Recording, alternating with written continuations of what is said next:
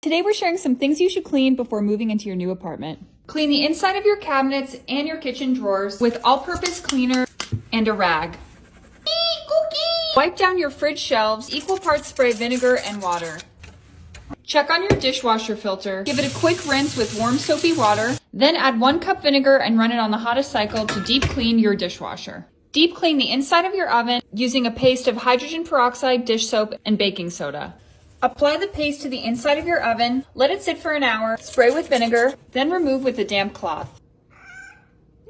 If you've got a tub, use the same scrub, let it sit for 10 minutes, scrub with the rough side of the sponge, then rinse thoroughly with a bucket of water. Thoroughly clean the toilet seat with all-purpose cleaner. Don't forget underneath, then disinfect your toilet seat. I'm using hydrogen peroxide, letting it sit for 10 minutes, and then wiping it down. Wipe down the inside of medicine cabinets with all-purpose cleaner and a rag. Do the same with your bathroom sink cabinet. Check for any dampness or mold. Replace your HVAC filter if there's a buildup of dust. Disinfect door handles and light switches with equal parts rubbing alcohol and water. Remove dust bunnies from closet corners.